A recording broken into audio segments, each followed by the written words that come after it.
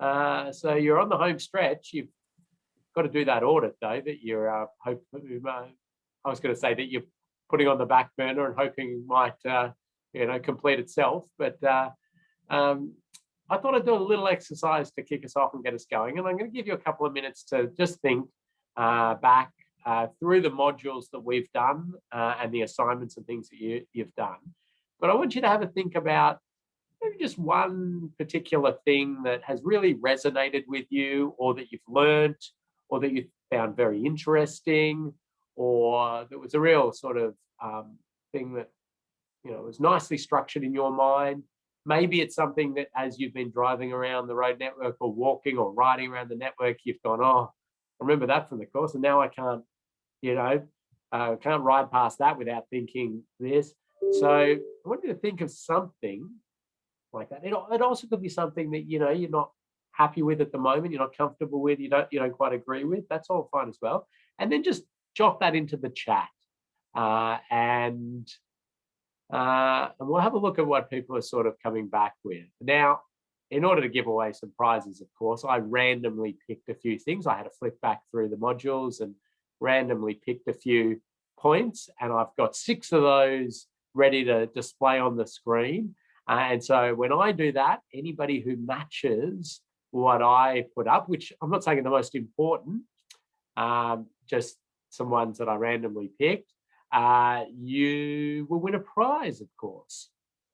And so, yeah, any takeaways, anything you've been pondering from the course, and just jot it into the chat. It doesn't need to be too long a description, just something to sort of show us what that is. Of course, you can use the Q&A if for some reason the chat's not working.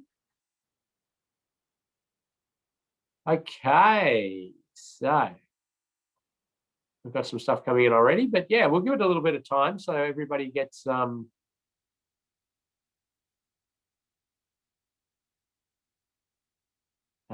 everybody gets a chance. But I've seen some great stuff coming in at the moment. This is good. Yeah, that's some good comments coming in.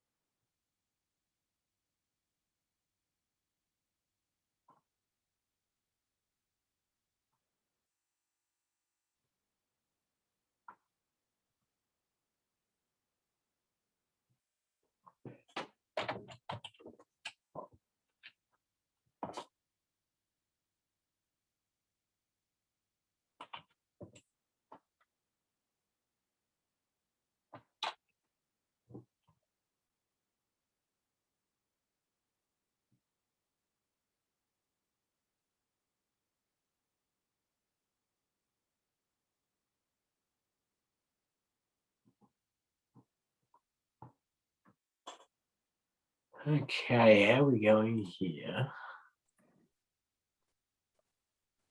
Got some great comments coming in. Should I start?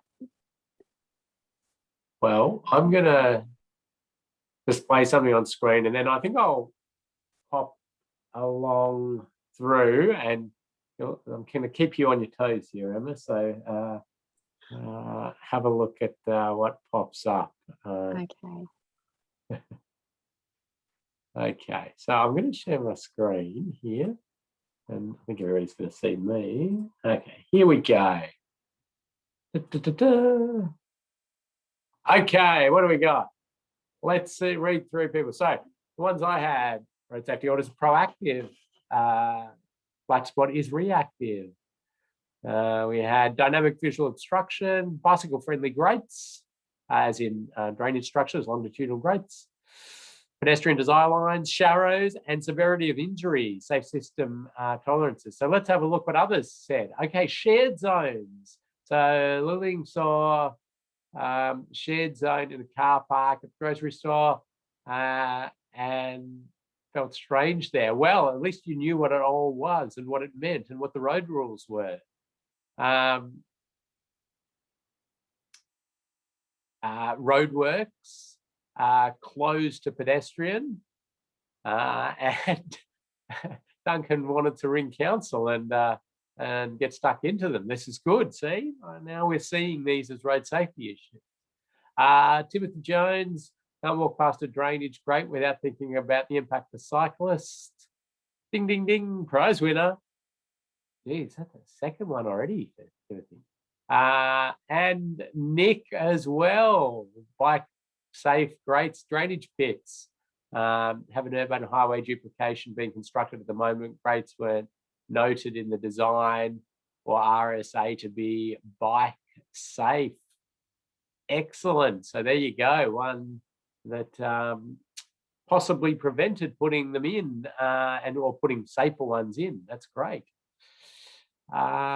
We've got swept paths and staying clear of buses and trucks when I feel the road is too narrow for turning. Good. Well, that's excellent from Catherine there. Obviously thinking about the much bigger area that a turning vehicle needs. Motorcycle safety, including around temporary works from Chris. That's a really good one and a great thing to pick up there. So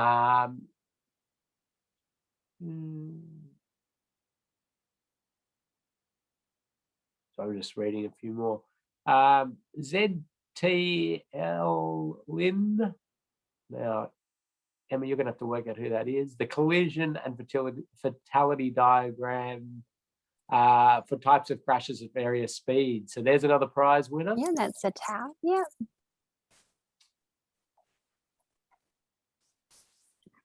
Great. And lots of a few other comments just generally about finding lots of things very interesting. That's awesome. Well, first of all, that makes me pretty comfortable that people are taking things out of the course and then looking at the road environment and seeing things. And you've got those notes of all the modules as PDFs and lots of other information available that you can keep, and you've got them on your memory stick so you can refer back to them as you go. But this last session, like the others, lots of opportunities for you to ask questions, get any clarification. Of course, if you want to speak, you just need to raise your hand and then Emma will find you and give you the ability to unmute yourself. But there's a couple of things I want to cover in this shorter session. I do have a couple of final case studies to go through if we have time. I don't need to get to them. I think they add some value, but if we run out of time, that's fine. But I do want to talk about road safety auditor accreditation and what you can do now. I was going to say now that you're a road safety auditor, when you shortly become a road safety auditor after you successfully complete all your quizzes, your assignments, you submit your audit report, you get your grade above 80%, and then you'll get a certificate and you need to go through one or two more steps and then you become an accredited road safety auditor. And what you can do then, what different jurisdictions requirements are around Australia and New Zealand for road safety auditing, some legal implications of road safety auditing. And so by the end of this one, I want you to know the requirements in different jurisdictions for road safety auditor accreditation, understand the process for registering as a road safety auditor. I'm going to go in Victoria and South Australia, but I could also, and I should also add Queensland to that list. I will talk a little bit about New South Wales and Western Australia. I'll talk about most jurisdictions actually. Identify some potential legal risks for road safety auditors and those procuring road safety audits. Okay, so let me jump into it. Please put your questions in. Don't wait for us to ask you to put questions in as you think of them. Type them in and we'll go from there. So I'm just going to talk very briefly about some potential legal issues. And I've sort of identified these through different work that I've done, which has had a legal element to it. My time in the Victorian Road Authority, Vic Roads, and managing road safety auditing for the state and the different legal issues that have popped up there, and some different bits of legal advice that have come in from different people. But I do put a little disclaimer here that I'm not giving particular specific legal advice. And of course, you need to get your own legal advice if you've got any concerns. But some possible legal issues. So I'm going to start with for the auditor.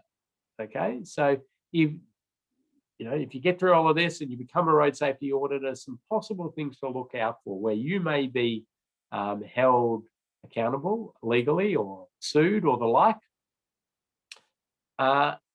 Anything that sort of has that client-focused sentiment around it. So the example I use is, okay, there's a big new hardware chain that's opening up in Australia, big, massive warehouses with huge car parks and accessing onto arterial roads. And the road authority said, well, of course you can, build your development, but you're going to have to do some upgrades to the intersection onto the road, and whatever you get designed, it has to have a road safety audit by an independent auditor. And they come and they find you somehow, or the company you're working for or with, and they say, would you like to do the road safety audit? And ABC Consulting does the design, and the design's put there for you to audit, and the big hardware store developer person says, now listen, this project's already looking like it's going over budget, and timeframes are tight here, so we don't want anything out of this audit that cost any more money or is going to slow us down at all. We don't want to do redesign work. We just want to get this thing done. And so, if it could be shown that you were entertaining any of that sort of stuff, they might even be saying, there's a lot of these hardware stores going to be opening up in Australia, so we've got a lot of audits to do. So, look after us, we'll look after you. If there was ever an ability to prove that, you would obviously be in some serious trouble if that was entertained.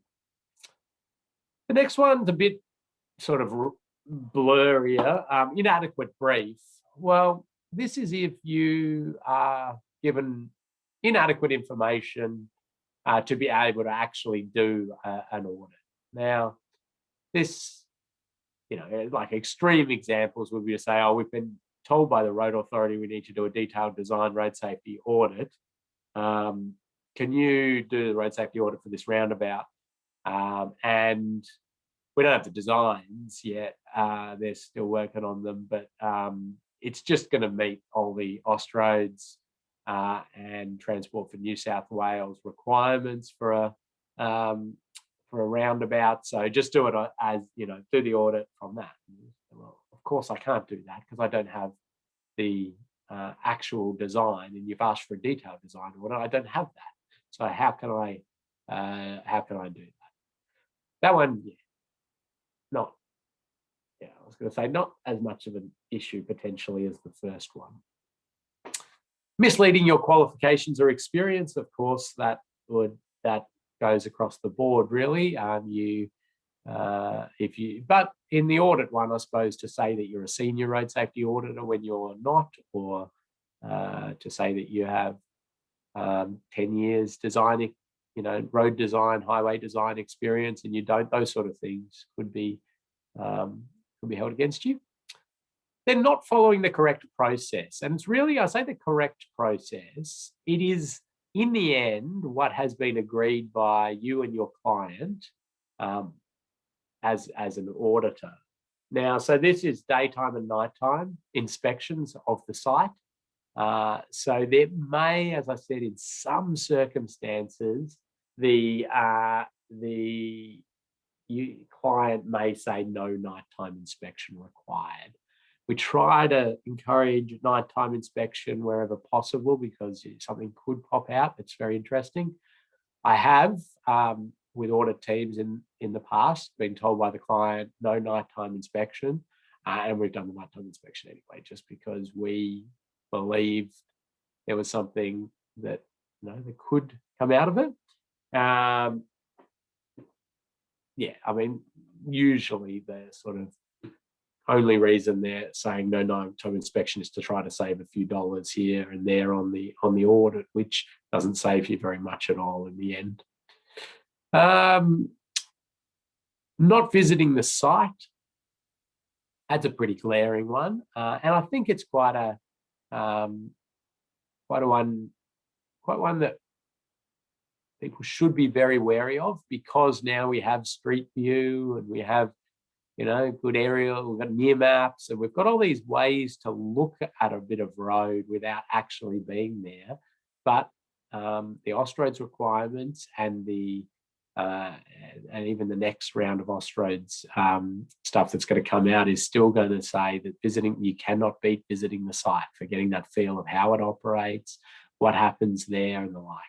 Now, if your client is absolutely insistent, I don't want you to go to the site, and I have seen some scenarios where I go, I'm kind of sympathetic to that. The Northern Territory government, or it's sort of like a council in the Northern Territory, and it's 400 kilometres to get to the site, and it's some fairly small project, and they're going on to an audit. But I'm not, is it worth getting all the way out to that?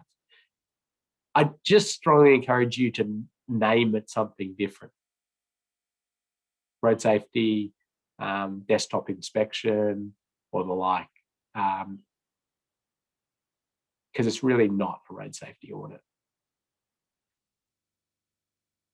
Not following your own or your own company's quality management systems or processes. So that's to have, a quality assurance check or the like in place. And then legally, you're held to account in what they call a reasonable assessment. Now, this seems to just play out in the courts as to what is reasonable. And so you're expected to be, up to the level of your peers straight away, which is a little bit unfair. And that's why one of the reasons why we don't actually pat you on the back at the end of this course and say, off you go now, you can road safety audit a new motorway design or, anything like that. No, you get put in, you get patted on the back and say, now you're into the first level where you're able to be part of audit teams, and you'll graduate up to senior status as you go. But yeah, there's some possible legal issues for auditors. I'll pause there before I jump onto the client side and some possible legal issues for the client. Yeah, Duncan's, the offence is accepting insufficient bribe. Is this the one from the hardware store? Not taking a big enough bribe. Is that your point there? Yes, you can certainly get yourself in some trouble in those ones. Let's go to the client side, and we will have a look here. So possible legal issues if you're the client or the road authority or the council or the like, and you're engaging an auditor. So if you intentionally give an inadequate brief, it could cause trouble. if you request specific recommendations, that again could be seen as sort of influencing the independence of the process. Really, the big one is once the report has been written and handed over to you, if you don't do anything with it, not to say that you have to build whatever they're saying or change your design to whatever they're saying, but you need to sort of action each of their recommendations in saying, yes, we accept that and we're going to change the design, or reject it. No, we don't agree with that and we're not going to do anything as a result of that, or defer it. But as to say, well, we agree there's an issue there. We're constrained by these things, but what we will do is put it into the next program of pavement sealing upgrades or something like that. And then if you're going to do that, you actually have to follow that through. So you've got to do one, you've got to do something. And then the other one is that the courts are very accepting of lack of funds, right? They understand that there are just not limited funds out there, and that a council, can't just, overspend in order to do things, or that a road authority can't just keep spending. But what they're not sympathetic to is no means and no process of prioritizing your expenditure, just like completely ad hoc, random selection of what gets done and what doesn't get done. So some sort of documented process, and then it's sort of considered reasonable. Even if you've got a list of 1,000 items that are need to be done, but you've got a way that they were ranked and prioritized, and measures to mitigate risk as much as possible through there, and you're working through that process, you're fairly well held up in court. And then again, that prioritization and the whole process you go through has to be reasonable. And the one that I do see quite a bit of with local governments especially is a completely random way of selecting when audits get done and when audits don't get done. And I think that's going to be a pretty easy one for a lawyer against a council if there's been an incident to say, well, did you do a road safety audit when that was built? And if they say no, say, why didn't you do a road safety audit? If they're able to say, well, our policy says we do road safety audits in these situations and this does not fit in these situations, and here's a copy of our policy, that's reasonable.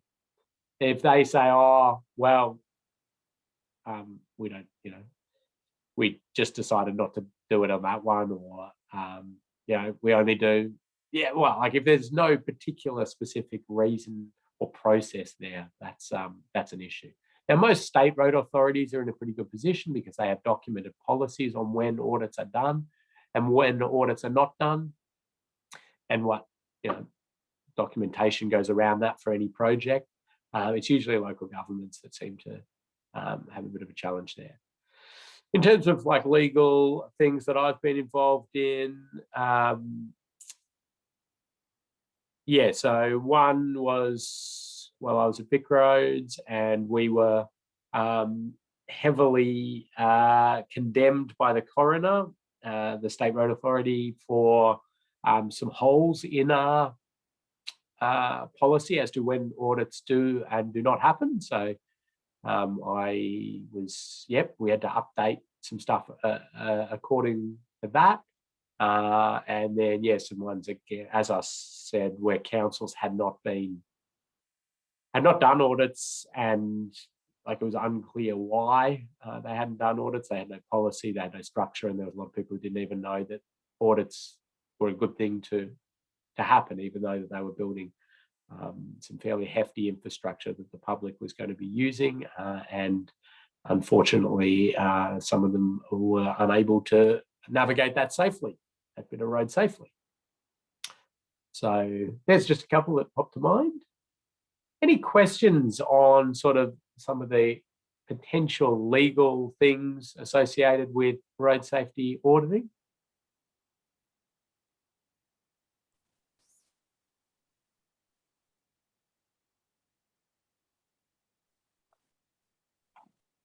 Okay, well, I hope I haven't scared you there, because I mentioned a couple of legal cases. There's not been a lot of legal cases at all around Australia or New Zealand associated with road safety auditing. If anything, the auditors are occasionally brought in as expert witnesses to lend their opinion, and the sort of accreditation as a road safety auditor holds quite a bit of weight and value in terms of the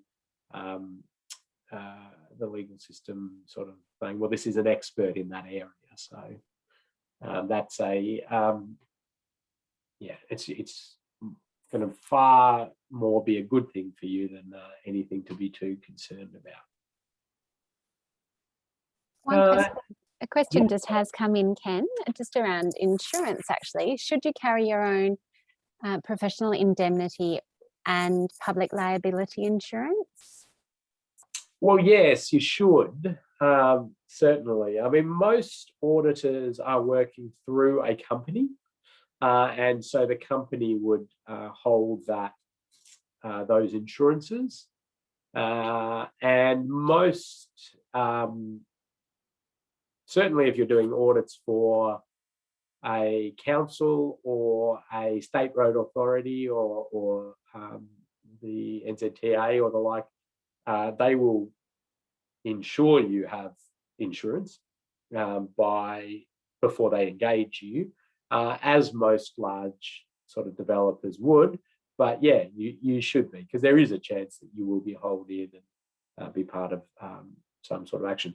But if you're working with a company or through a company, and you're just making sure that they have that coverage and you've got agreements with them on how that works.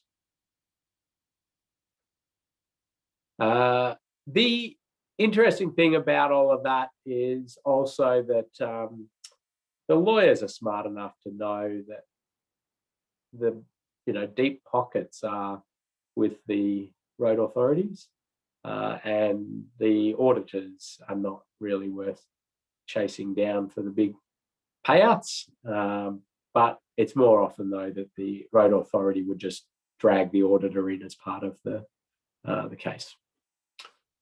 All right. Well, let's have a chat about the accreditation of road safety auditors in different jurisdictions. And it is slightly different across Australia and New Zealand as well. And what I've done to try to make your life easier is that I've put a copy of a page which covers every jurisdiction and their requirements onto your memory stick and in Moodle. And it's just a longer version of this table to show you all the different things. Now, this does change periodically, but I'll tell you what it is for now. In Victoria, to be an accredited road safety auditor, you need to have completed a recognised course. So this course is a recognised course in Victoria. And you need to be generally working in the field, like in roads, road safety, traffic management, something along those lines. Now, from looking who all of you are and what you do, you all tick that box. You all meet the sort of minimum requirement there. In order to graduate up to a senior road safety auditor, and I'll go through this a little bit more with you, but you need to have 5 years of professional experience. You need to do 5 road safety audits, 3 of which are at design stage. And to maintain that, you need to do 1 audit per year. And you need to have 5 years of experience in road design, traffic transport management, road safety engineering, or road user behaviour. I say or there. So it's not 5 years in each of those, and you don't actually have to have had experience in any one of them particular, but you've got to have shown that 5 years. Queensland's very similar, slightly different ticks in slightly different boxes there. So just some terms and some areas that they want that. Except for to become a road safety auditor off the bat, you need 5 years experience in Queensland. You need to participate in one road safety audit, and you need to have done a recognised course. And this course has been recognised in Queensland as well as acceptable for that registration. To go up to a senior, 5 years, 5 audits, and 1 audit per year. So a little bit hard to get into that entry level in Queensland. South Australia, again, a slightly different one. They're the same as Victoria in terms of entry level is clear there. But road design, traffic engineering, road construction are there 3. So what I should go through the other jurisdictions very briefly. New Zealand doesn't have anything. They don't have an accreditation system. They just say, if you've done a course and you can prove you're competent, that'll do. We're not going to keep a list. Just do it on a case-by-case basis. So the New Zealanders have sort of just let it run. Tasmania uses Victoria's system. So basically, if you're accredited in Victoria, you're accredited in Tasmania. That's what all the Tasmanians use, the Victorian system. New South Wales is a just complete rogue state in road safety auditing.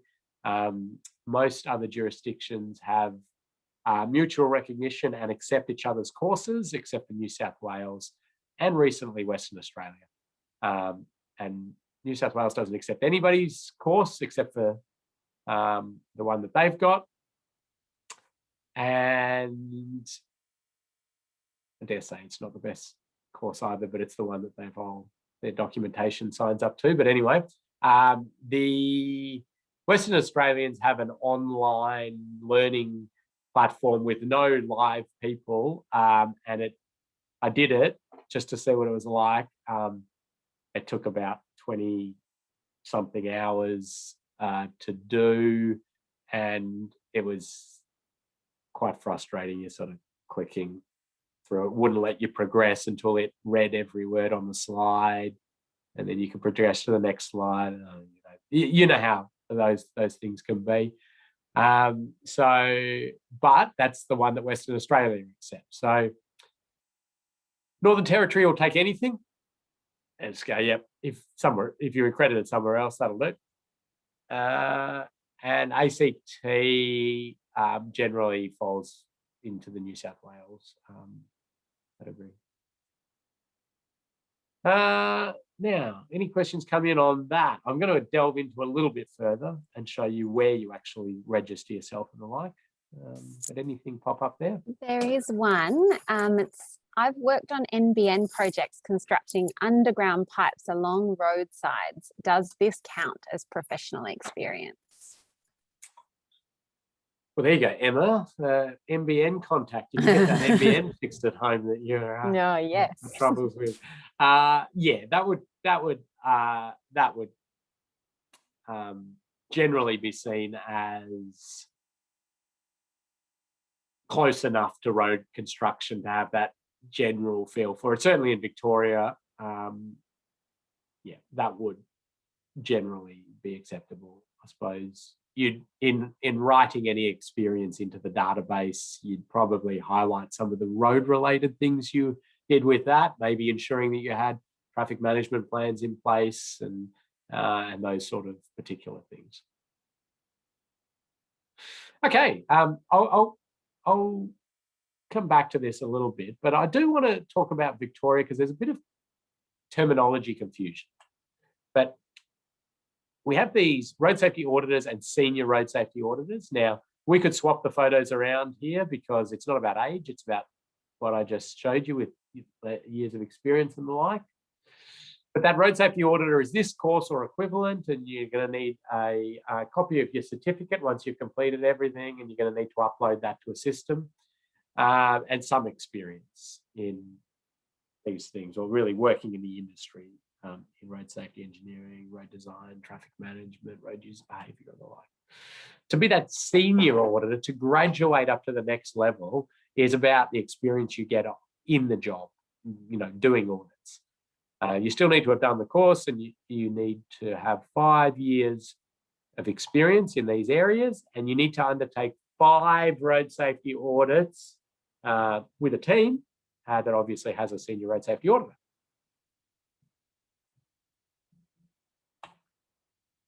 And in Victoria, what you do is you go to this website, vrsa.com.au, www.vrsa.com.au, Victorian Road Safety Auditor.com.au. Now, jot that down something. Well, when we email you out with your stuff, we'll remind you of it, but it's going to be somewhere you're going to want to go pretty quickly after you complete this course. And it does not matter where you are. If you're in New South Wales, you can still register on this. If you're in New Zealand, you can register on this, but you're going to have to use an Australian postal address, and you are welcome to just use the Safe System Solutions address if you need, because they don't ever send you anything actually.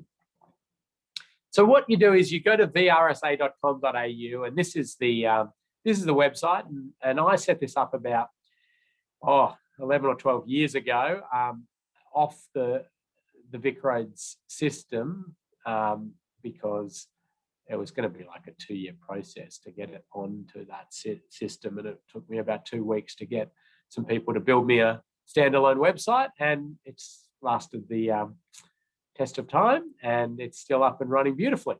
The first thing you see is, so this is hosted by ARB.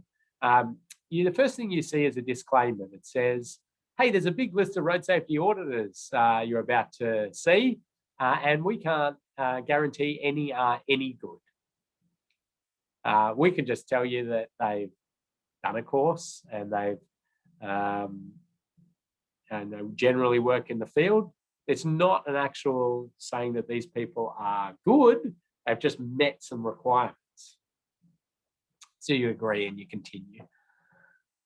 And then you are faced with this page, a sort of landing page. And the first thing you're going to do is register for auditor accreditation. And it's going to take you to this, and it's going to say, would you like to register as a road safety auditor or as a senior road safety auditor? And you're going to click on road safety auditor. Unless for some reason you're doing this as a refresher course, or you're accredited elsewhere and you want to do that. And then it's going to take you to a page, and you've got to fill some details out. Your name, your organisation, and the like. But just be aware over here, if you want to hide your details from the public, you can. Any bits of detail, phone numbers, email, whatever it is, you can hide that. So you go through and you fill all of that out. Ooh, remember to count your wallies as well, by the way. So once you've filled all of that out, you upload your certificate and the like, you are able to sort of re-log back in and upload information about audits that you've completed. You don't actually physically upload the audit report. You just upload details about the audit, when it was done, who it was done for, what stage it was, and a few other things. And that gives them enough that if they do want to audit you as an auditor, they can do that. So when you come in here, you can also search for auditors, and that's another option here. So if somebody wanted an audit done, they could find an auditor by going to this and searching for an auditor. And they can search by name, by organisation, by required expertise.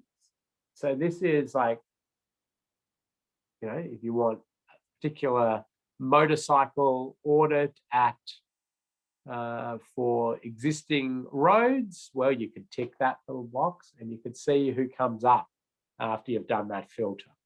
Now, take it with a grain of salt, because this is self-populated. A lot of people just seem to put everything down. presumably because I don't want to miss out on any filtering that happens and the opportunity to get involved in audits. So just be aware of that. And then you get the big list. And there's a big list of auditors on this database, and that's good.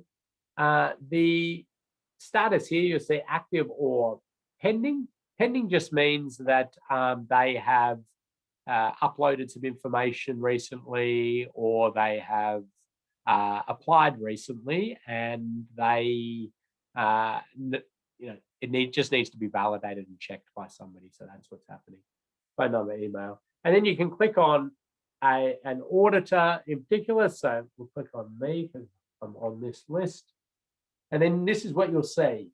So active auditor, I haven't updated these slides for a long time, so hopefully this. Senior road safety auditor, and contact details. Remember, you can hide any of this if you want. Then this is where you've sort of put some of your experience in. And remember, you can hide this from the public as well if you don't want them to see it, but you get a little bit of a CV so people can see sort of, okay, this is what this person's done. Then you see what they say that they have some sort of level of expertise in. And I have ticked a lot of boxes there. I've been doing auditing for a very, very long time though, but you'll note there that I don't pick any of the worksite traffic management plans one. I've done audits in that area, been part of teams and the like, but I still feel that I'm not super well qualified to do those construction site traffic management road safety audits. But the rest of them are fine. I wasn't even sure what the other was, so I didn't tick it, even though I set up the system. I can't remember why we had that there. I think it was a holding one in case something else popped up. Regions to perform work in. This is just regions of Victoria. If you want to say, oh, I only want to work in Eastern Victoria, then you filter that. And then this is all people see in terms of just a big list of audits that you've uploaded. This is from a long time back, as you can see. But so here we go. It was done in Phillip Island. I was the senior road safety auditor and team leader. That's because you can have multiple. When you form an audit team, somebody sort of is assigned to be the team leader. Usually, it's a senior auditor and they're the senior auditor and team leader, and then there's other auditors with them or an auditor with them. But sometimes you might have 2 or 3 senior auditors, and you go, okay, well, you're the team leader for this one. The date it was performed, the client, so it was Vic Roads, and what stage it was. So feasibility stage 1, concept stage 2, or preliminary stage 3 detailed, and so on. And this one was a bicycle specific one. I can remember this one. This was the shared path from Anderson to Cowes, or it was actually Anderson to San Remo was the part we were auditing, which was an off-road bike and pedestrian facility, but we put it down as bike. So that's all they'll say. Behind the scenes here, which will not be made public, there are the details of the client, and a phone number and email. So if they wanted to follow up and check that, well, was I actually part of this audit team? Was the audit done? And get a copy of the report, they could follow that. And your certificate, a certificate from your most recent course, so that people can click on that and see which course you did. So you will be going to this website as soon as you get that certificate and all clear, and register yourself. And I do recommend start with the Victorian one, just because it's one to get you in, and you're an accredited auditor somewhere, and then you can try and work at some of the other ones, which have varying degrees of challenge to them. The South Australian one, now I've got the old DIPTI, and they've changed to DIT, I think, Department of Infrastructure and Transport or something. Anyway, it's the same page. And they've got not as interactive a system. It's simply a form that you download and you fill out the Word format form, you send it in, and then they periodically just update a PDF document and reload it to the website with new auditors on that. This is probably a really good thing to point out as well, that a road safety auditor is not a heavy vehicle or restricted vehicle route assessor. Different stuff. They talk about things like, you know, can that bridge handle that weight of truck and other such things. That's a different beast.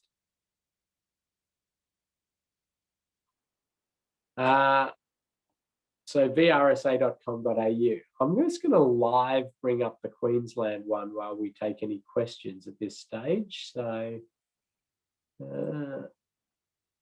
Emma, any questions popped in at this stage?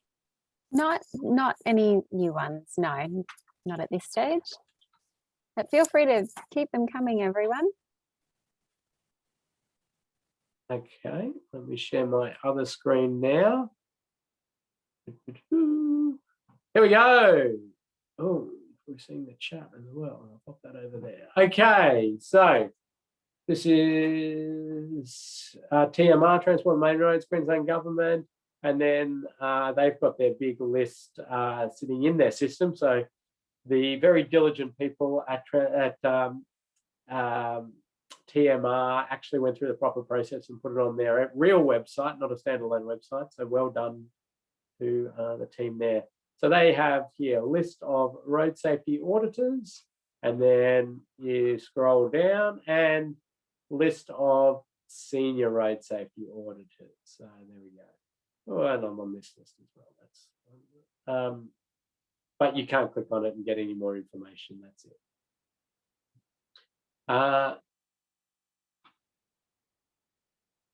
So in there, here, application form and your maintenance form. So you click on that and get your form and fill it out, all your details and the course you did, which is this one, and when you did it, and all that information, and submit that one if you want to get onto the Queensland register.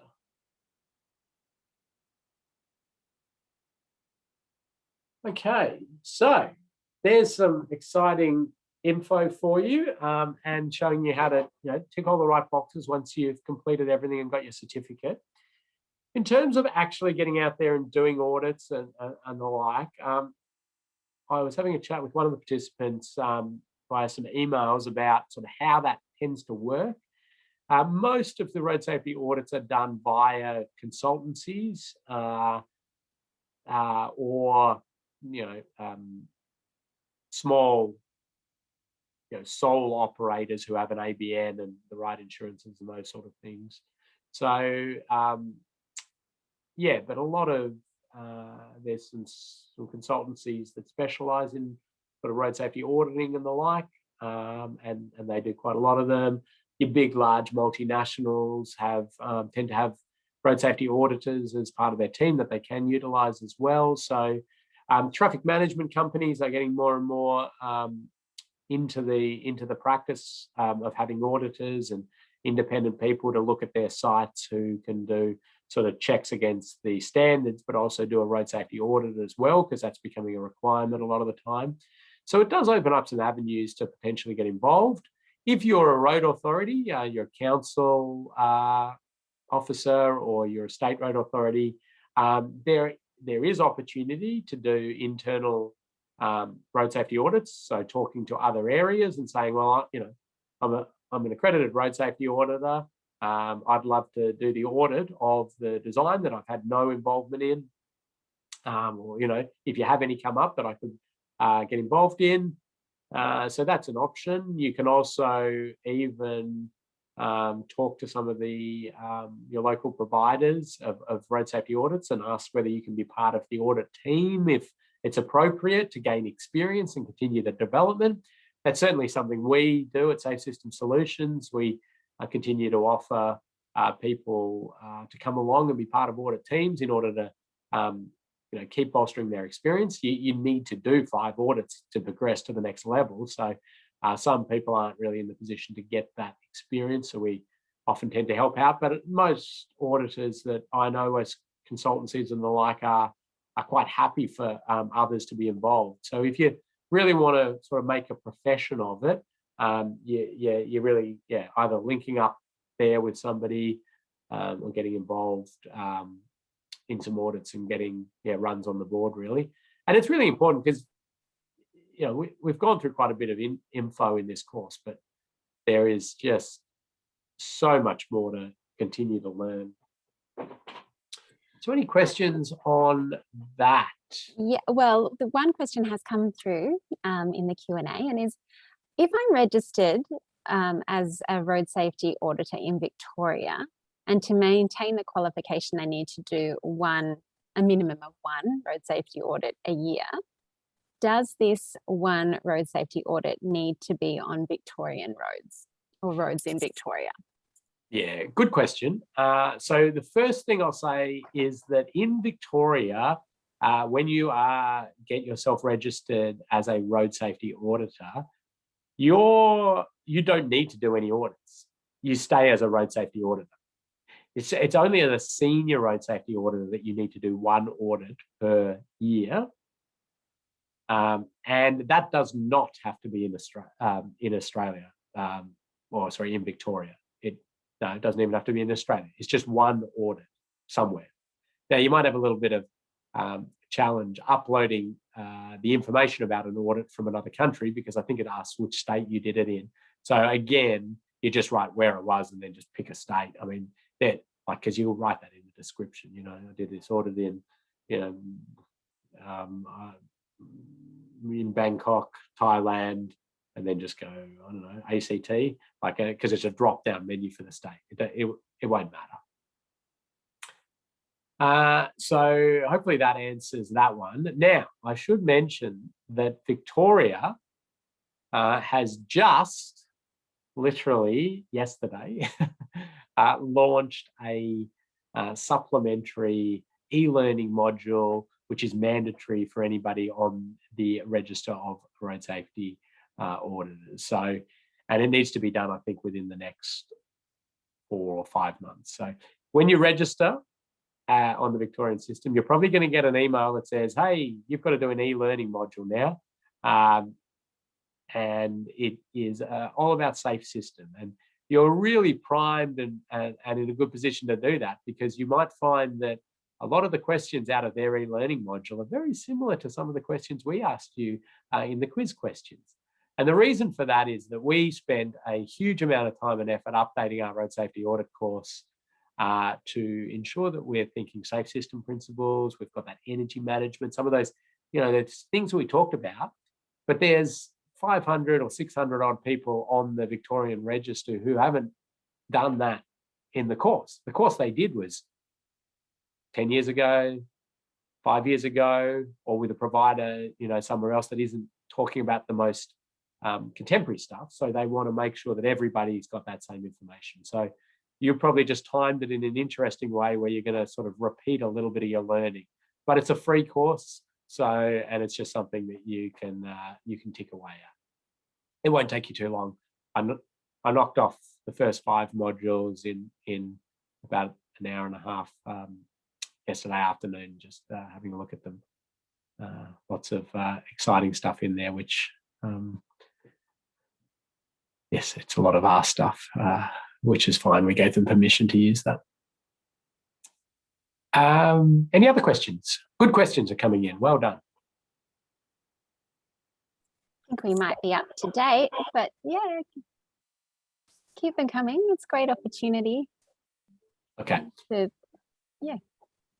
Well, how about I just do a couple of quick case studies just to finish off and show some of the things we're seeing out there when we're auditing and some of the important stuff. And then if we don't have any more questions coming in after that, we'll probably let people finish a little bit early so they've got time to finish off all their last quizzes to get back to finishing their road safety audit report and getting themselves their certificate. So and I'll also give you a minute or two at the after I show a few of these, Emma, to just show everybody where things are at and what's due. Okay, let's just have a quick look here.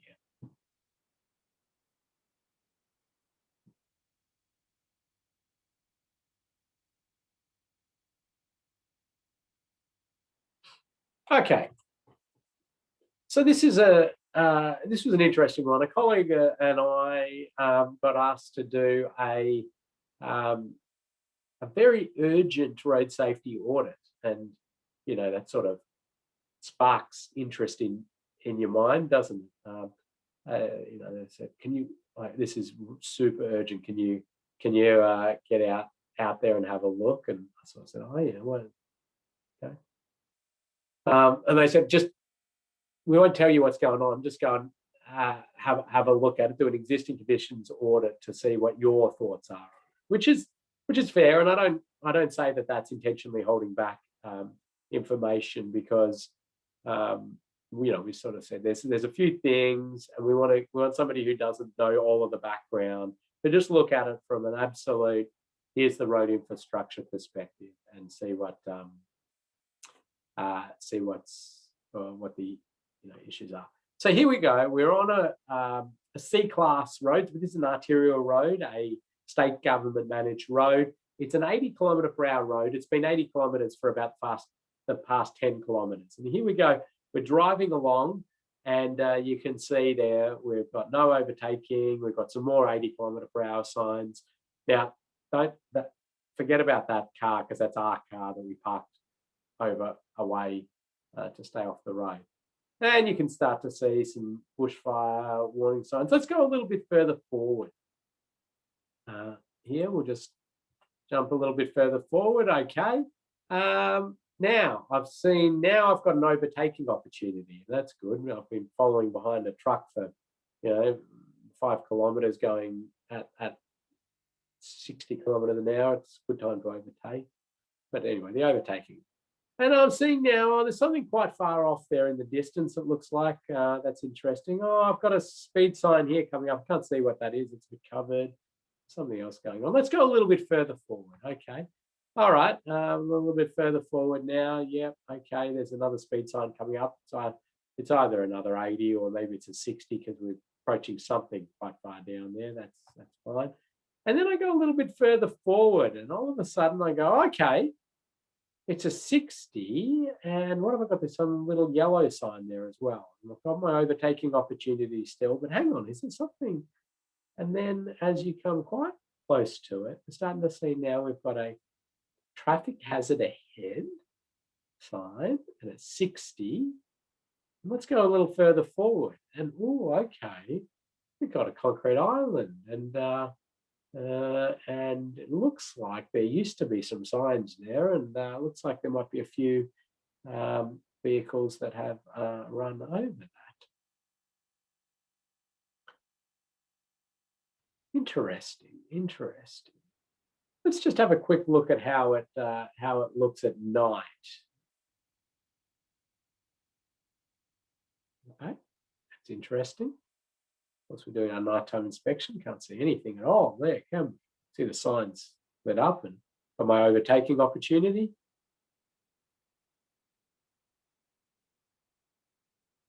There you go. There's another.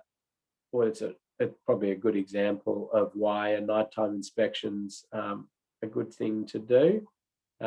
If you're out there during the day, which we were, but we looked up and we went, oh yeah, it's got a flag light there right over the pedestrian refuge. That's all good. Yeah, that never came on. Well, not in the sort of hour and a bit. We're out there at night. So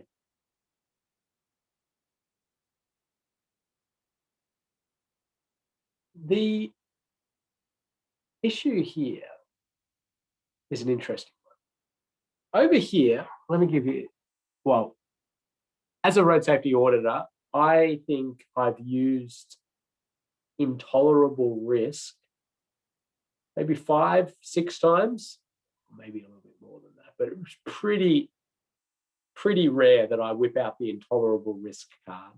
But we did for this one. And in fact, we also, instead of, taking the sort of week that you'd usually write up your audit report and check it and get, the other people to check it, make sure they're happy with all the findings, the way it's worded, put your photos in and nice little diagrams and the like. Now, this one, we immediately called up and said, okay, yeah, this is not good. You need something immediately done here. So at least some temporary speed limit reduction, hazard ahead signs and the like. And the reason is that this is all backwards.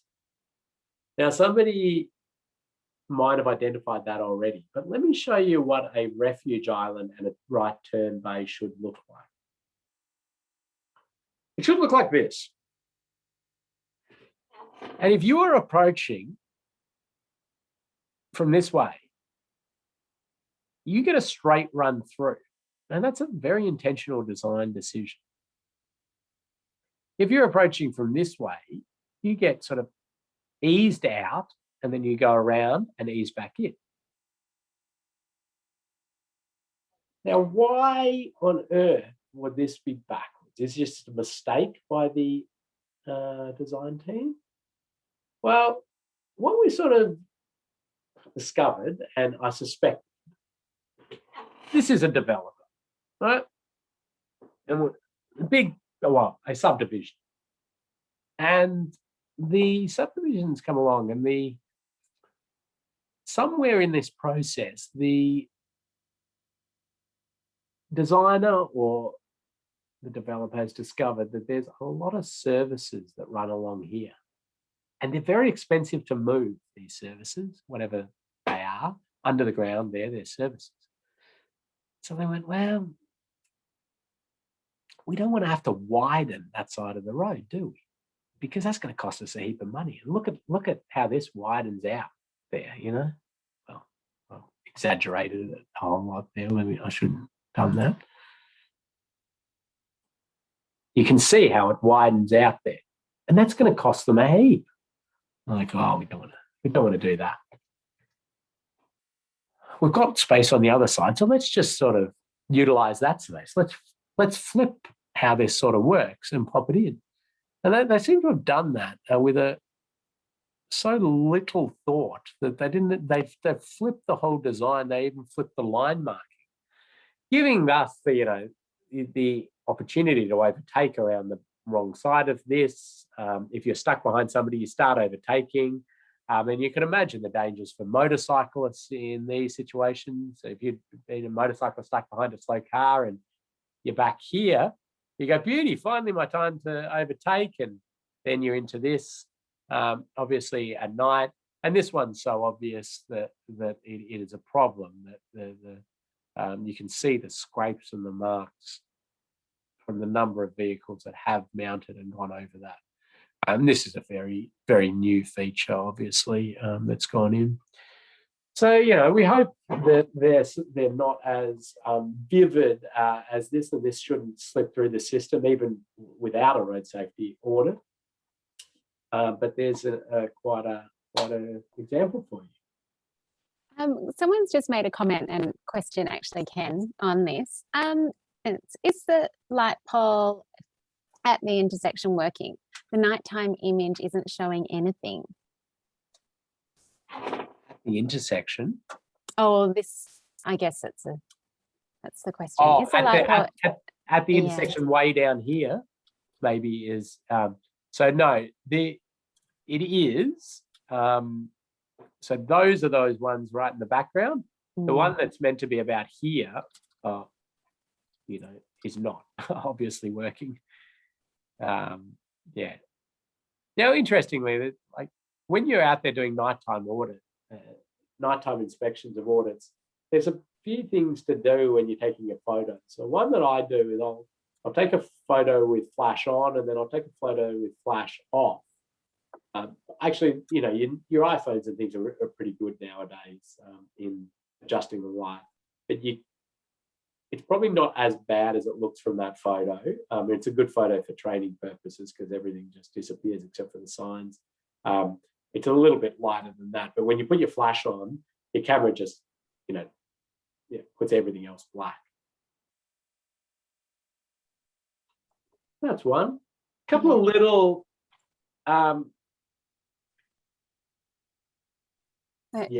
Duncan's also mentioned that there's potential for a head-on collision with someone waiting in the turn bay as well. Absolutely. Yep. There's so much. The other thing is that the lateral deflection here is far too great. That's what we call lateral deflection. It's far too great. If you look at the Australian Guide to Road Design, whatever part is geometric design, you can't deviate a car like that quickly in these speeds. It's a bad thing. And again, that's a product of it being flipped the wrong way around. So there's just heaps going wrong with that. It was bad. Yeah. Oh, we've got another question as well from Tim. If that example had larger diverged tapers, would that have assisted with the delineation? Potentially, yeah. I mean, I think that there is a more reasonable approach to trying to minimize your works over this side. But you're right, you need to do a whole lot of sort of tapering and diverging stuff out here and realigning some stuff there. The way they just did it has worked out very badly. Okay, thank you for that. Just a couple of other quick ones I see a lot of as an auditor, like just people making up signs. And most of the time, it's just harmless. It's useless sometimes. These kind of ones I start to get a little bit annoyed at and potentially concerned about confusing people. So, and you're coming off a freeway here, it's 100 kilometers an hour. Now, you could put an end 110 if you wanted, but it's a black circle, right? Because this, when you put a red circle around a number, that's its speed limit. And so this sign, whoever's manufacturing that sign should be, they should know that is not that sign makes no sense.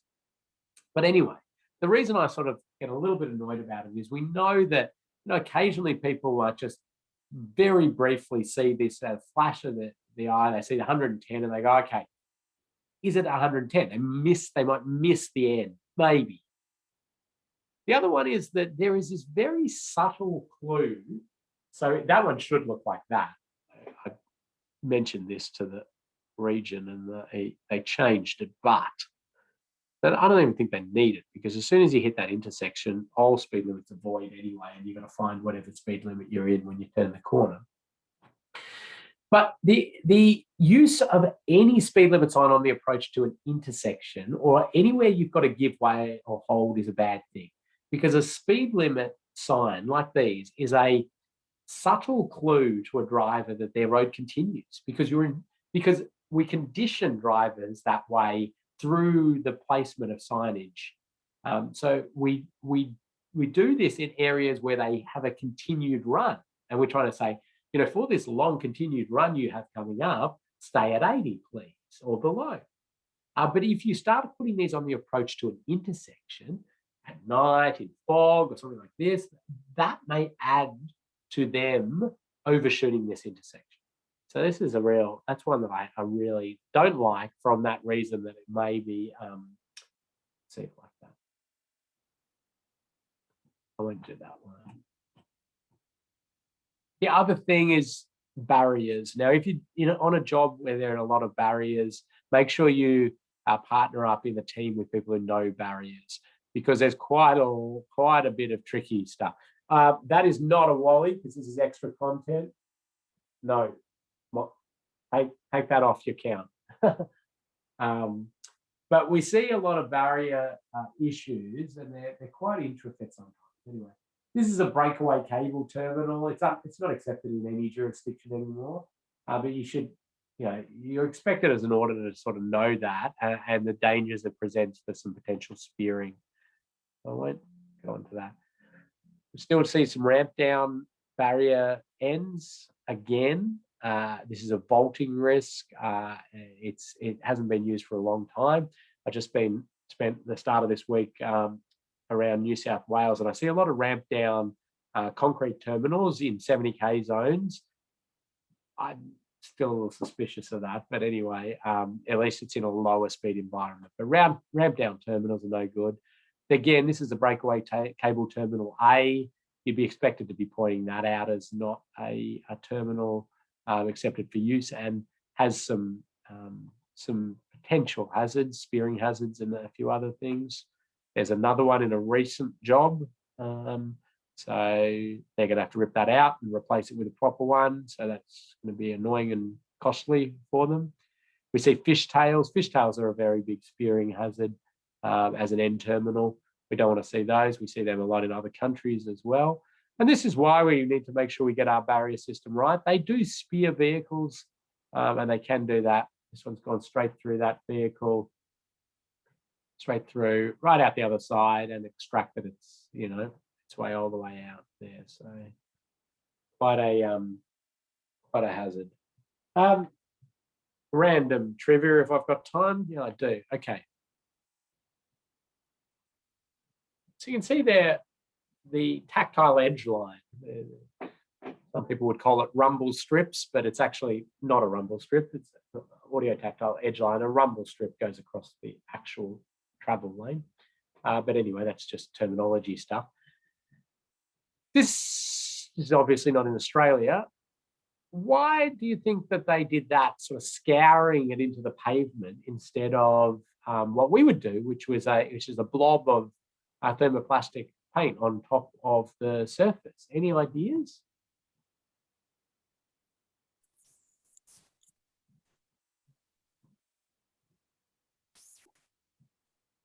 Any guesses? I've got a prize to give out. Why would this country do that? Okay. So we're starting to get in the right realms here. We've got good points. So Timothy and Duncan are both thinking about the climatic conditions. Duncan's gone with ice, and Timothy's gone with the other extreme, very high temperatures, melting the thermoplastic. It's something to do with the cold weather and the snow and the like on the road. But I just need one more step from that. And Duncan's got it. Snow plows. So yes. So this is in Colorado, actually. And that's snow, and they run their snow plows up and down. So hence, anything that sits above the road surface is going to get ripped off, which is why they use these things scoured into the ground to do that. They call them mumble strips. So even though I said rumble strips are actually across there, but they call them mumble strips, which I think is a funny name. But and then I was over in Colorado with the Department of Transport there, and I said, oh, hang on a second, how do you do like raised reflective pavement markers, like if you can't do that, cat signs and the like? I said, oh yeah, we use plow friendly ones of those. And there's a plow friendly RRPM. That's fascinating. But back to end terminals. These are the ones that were recently accepted. So these were NCHRP 350 accepted terminals. So that one used to be accepted, but amazingly now that's not even accepted. If it's existing out there, it's okay. But for a new job, again, as an auditor, you'd be expected to say, well, that's actually not a compliant barrier system, and I've got concerns about it. Now, this would be an interesting one if you didn't, because you don't have concerns about it. you're probably technically okay in the road safety order not to say anything. But that one, an X350, not compliant anymore, not compliant anymore. Here we go, we finally got one. The ETSS. So we're looking for these types of ones. Now, each jurisdiction's got some detailed information about which ones are accepted. There's the SVT, it's accepted. But as I say, this is just a little bit of a pre-warning to say you're on a job and there's barriers going in. Make sure you talk to some people who know about barriers, or get yourself up to speed on barriers. That's an accepted one as well. Each jurisdiction's got a list of approved products and the like. Anyway, I think that's probably enough out of me. I'll keep talking forever. Any final questions come up before I hand over to Emma to just show you what the last things you will need to do are? There was just a question that came in a bit earlier, just as far as the registration process. Do we register ourselves after we submit our last assignment, or wait till we're graded? Well, you won't actually have a certificate until it's graded and you pass and you do the feedback form, I think, and Emma's going to take this. You can't register without a certificate. So basically, as soon as you get your certificate, you can register. Yeah. So you need to complete everything on Moodle before that happens. Yes. All right. Did you want to show anything? Sure. If there's no other questions about the content, I can share my screen and just go through everything. All right. I'll just have a look in the chat and see if anybody wants to say anything.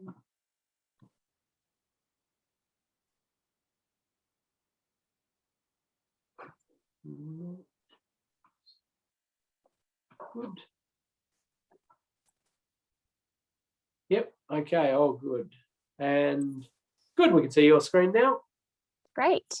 Okay. So I have flicked over. So this is the view that you will see as participants. So I guess if you just make sure that you've gone through and completed all of your quizzes in each module. So just go through each module. If you haven't had a chance to pop your research assignment up onto Moodle yet, you just need to do that under module 1.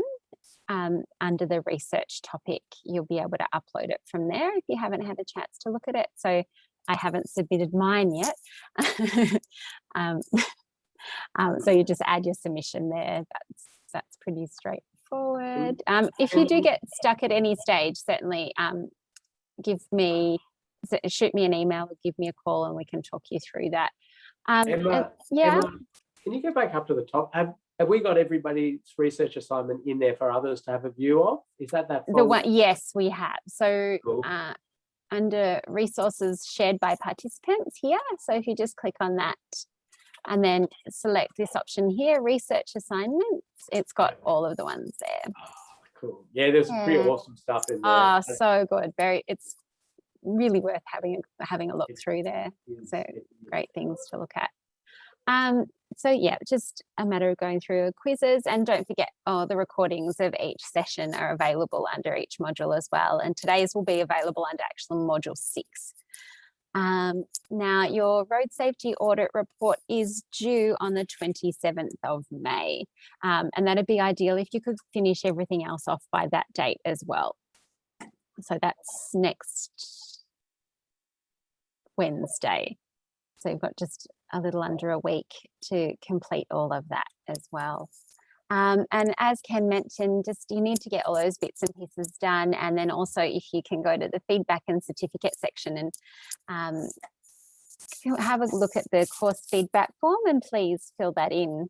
It's a great way for us to have a good sense of that we're offering you everything that you need to know to be able to complete everything and participate effectively. So if you could just do that as well. I think Kathy may have originally set that up so they can't get their certificate until they fill out that feedback form. I believe that is correct. So there you go. So, yep. So did she set it up so if they give bad feedback, they don't get their certificate? I don't think it's through that. Yeah, exactly. Yep, no bad. No, of course not. Give us your honest feedback and tell us how we can improve the course if you think it could be improved. Yeah, exactly. Thanks, Emma. No problem. All right. Well, stop sharing. I think a couple of questions just come. Okay. Well, I think we're pretty much done. Will these materials be taken out after a few years? So that you all should have received a memory stick with all the materials on that. So that should have the majority of them. Anything we've recently uploaded, you might just want to download and add to your memory stick. So it will be taken away at some point. A couple of months' time, probably. We will deactivate that one and remove it off Moodle. So suggest you keep a copy somewhere yourself. Yeah, that's a good idea. That's a really good idea.